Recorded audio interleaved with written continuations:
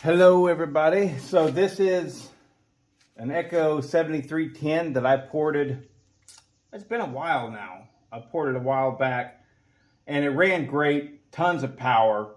But I ported it for a man named Court, and he never really got it sorted. All right. So there was in the video where I ran this, I'm talking about how the clutch might be bad on it. And well, it turns out that it was. It was indeed bad. And he replaced that bearing in there, and I think the whole clutch and everything. But he still never could get it to run right. Not quite, anyways. And so eventually it got to where it wouldn't really run at all. If he could start it, it wouldn't restart, all kinds of issues. And so he sent it back to me. And now he had shown me a small amount of scoring on the piston. Oh, wrong way. So, let's see if we can get in there. See that right there? Right there. And I was like, I just run it, you know. So, I messed up and I got a little spot that's causing an issue. Just run it. I didn't figure it would get into the ring. And clearly it has, because now this saw only has about 130 pounds of compression. Now, from what I'm looking at right there, I see no signs of heat, right? If there's no signs of heat, then there's no air leak, okay? So what I'm going to do is I'm going to open it up.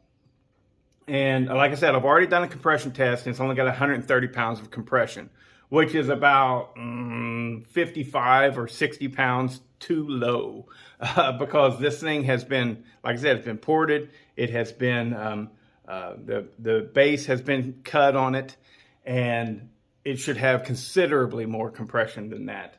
And so that's your problem, Court. Your problem is you've only got 130 pounds of compression. And so whenever it does start, it doesn't run quite right, and then restart is an issue, because whenever it's hot, it probably doesn't have 100 pounds of compression.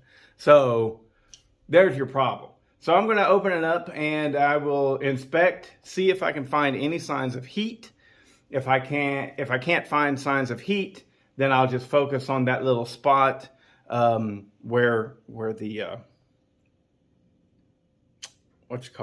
where the exhaust roof is rubbing on the piston, and clean that up, put a fresh piston in it, test it, and send it back. So I'll let you know what I find. Okay, so this is a weird one. I'm not 100% sure why it went wrong, but I think I know what went wrong. All right, so here's the piston. All right. It's not that bad. It is bad enough to warrant a problem, but my guess is you're running really good oil.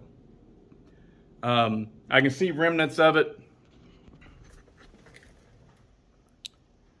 It's red, but you're probably running it at 50 to 1. You should be running it at 40 to 1. Whatever it is you're running, I think that's what saved your motor. So I can't find anything wrong with the cylinder. All right. I have been all over through there. Now it's got some aluminum transfer at this point, but that is smooth as a baby's ass. I can't find anything wrong with the cylinder. So, the only thing that I got for you, it overheated, but your oil protected it. See, that's the thing. It's in a perfect world, any oil will work. But in an imperfect world, such as this right here, you got to have the good shit. And what that is probably going to save Court from is it's going to save him from having to purchase a new cylinder, which this cylinder right here is probably $200, and then the port job on top of that is another $350. Right? So this is all day long a $500 cylinder, and it got saved by him running the proper oil. But you should have been running a 40-to-1. Now this is just my guess. Court, put it in the comments what oil you run and what ratio you run it at. My guess is you're running something like Red Armor, right? It could be a good oil, maybe it's something else, but you're running it at 50-to-1. You should be running it at 40-to-1. That's my guess. Because whenever something happens, you need the protection. So let's talk about the overheating.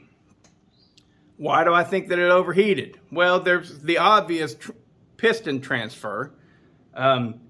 It's not from, I don't think it's from an air leak though. I don't know. I can't confirm that. So that's going to, what I'm going to do is I'm going to put it back together with a new ring in it and then look for air leaks. And if there are no air leaks, which I suspect that there won't be any air leaks, what the problem was then, tuning. Ran it too lean. Got too hot. But yeah, I can't find any issues whatsoever on this cylinder. You see transfer right there, right? I thought that right here I would have a rough edge or something. No, that's not at all the case. The port work is good. You know, saw ran great whenever I had it, which leads me to believe there's only really one option, and that is shitty tuning. So, which we all do it. We all do it. I've done it. I get it. You know, it can be difficult to tune something. And then you had the clutch issue on top of that. So because of the clutch, it's very likely that you were tuning it improperly in order to get it run right, because the clutch was a problem, right? If that clutch isn't disengaging, then your engine will want to die. If your engine wants to die, you tend to lean out the low screw. And whenever you lean out the low screw, your RPMs go up, so the saw doesn't die on you. You with me?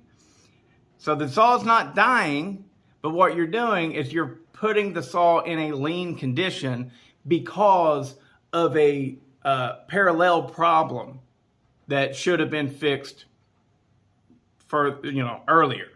So I think that's what happened to this saw. What this saw happened was it had a bad clutch that was always engaging. Well, not always, but you had to run a slightly higher idle to keep it from dying. And to keep it from dying with that higher idle, you turn the low speed screw further in, which leaned it out, which over time caused an overheating situation and caused that right there to happen. That's my guess. And we'll put it back together. We'll see how she runs, and we will further assess. I'll clean up this cylinder, get all the aluminum transfer off of it, and we'll go from there. Okay, so I got it pretty well cleaned up, but there's still right smack in the middle of the top of the exhaust port. Can you? Oh, there it is. See that line? Right in the middle of on top of the exhaust port. It's perfect. It's a perfect line. I don't know. His best guess is I can't find anything wrong. And all we can do at this point is put it back together, and hopefully it makes good compression. That's it. If this was my own personal cylinder, would I put it back together and run it? Fudge, yes. Yes, that little line in there, it sucks that it's there, but I mean, it's almost imperceptible to the fingernail. I can feel it, but it's more of a visual line than anything. So yeah, I got it cleaned up. We're going back together right now, and we'll run it. See how she goes. Alright, so this video has went sideways, and that didn't go the way that I wanted. I got it all put back together, and the coil is bad on it, which explains why currently it was in a state that it wouldn't even start. Because even at 130 pounds of compression, it definitely should have started and ran. So the piston needed to be replaced regardless, right? But the coil was bad on the saw. So I've ordered another coil and I'm waiting on it. So, but whenever I went to the shop to see if they had a coil, which they did not, and so I just, actually, truthfully, I haven't ordered it yet. I'm going to get it on eBay. So I guess I did tell a little bit of a lie. But anyways, while I was at the shop, I did notice something, and I was like, you know. So my shop for these Echoes is Lost Mountain. And Lost Mountain has just been purchased by, it's in Dallas, Georgia. It's been purchased by Howard Brothers. And but supposedly everything's going to stay the same. However, because it was a, you know, just a one-off, one-owner dealership kind of thing, mom and pop, it wasn't a big chain, they had a lot of cool stuff going on. And they have a lot of displays all over the place. My Echo 650, I got it from them. And I noticed something while I was in there this time today. I haven't noticed it ever before, but it's been there for a long time. This baby. Da-da-da! So it seems to be complete. It's got good compression, and it's just missing this fuel cap right here, and it's missing the chain tensioner, but I'm sure I can make something work with the chain tensioner. And I went ahead while I was there, I purchased a nice 20-inch bar. This right here, I wanted to make sure and get this bar set up because it has a replaceable bar tip, which these are just Oregon bars is all this is. So that means if I want to, I can take and I can replace that tip and run a 325 chain. I don't know, it's kind of a small saw. I mean, it's not tiny, but it is pretty small. I really like it. Anyways, I'm going probably tomorrow, see if I can get it running. We'll have to borrow the fuel cap off of my 757, I suppose, or maybe there's something else I've got that'll work on it. But supposedly, the guy brought it in and was like, yeah, it runs. And, you know, Anthony, the guy who owned the store, didn't care if it ran or not. He's just going to put it on a shelf. And so he sold it to me, and I'm going to get it going, and you'll see it whenever I get it going. Hopefully it's just nothing more than fuel lines and rebuild the carburetor, stuff like that. Hopefully it's got spark. You know what? While I'm here, let's check real quick and see if it's got spark, because, you know, why not? Real quick. Let's check. Let's check.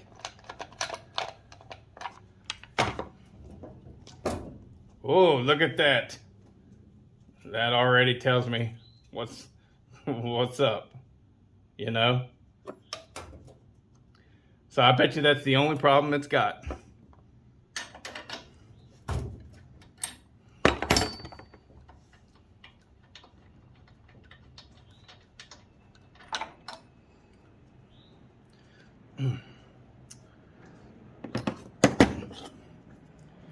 Brand new spark plug.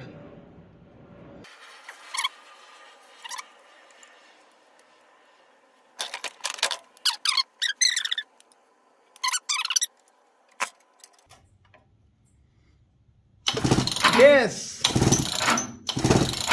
We have spark.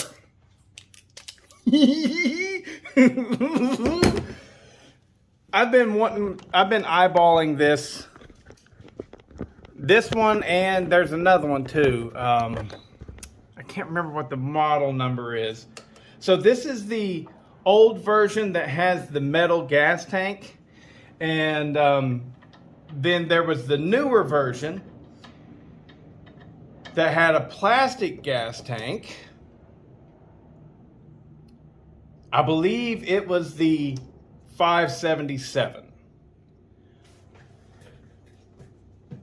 But I feel like, so the 7 at the end, I think 7 at the end implies that it's got the great big filter, right? It's got the great big filter cover. And I never wanted that for this little saw. Never wanted that. But I do believe they made the newer version with the plastic gas tank in a low back design. With the plastic flag and everything. But whatever, it's not important. I have this one, and I'm really eager to get it going and get it nice and cleaned up. You know, really nice and cleaned up, and see what she's got. I like Charlie Briscoe has one of these. He's got the more modern version, I believe, that's got the big honking filter, just like the 757 does. And I think his is the 577, which would be 57 cc's, 7 series, which means it has that great big top. Please, if you guys out there know more about Shindaiwa than I do, let me know. Let me know. But for now, we're going to round out this video. Court, we've got a new coil on order for your Echo 7310. And I have yet another project to screw around with. I'm fixing to do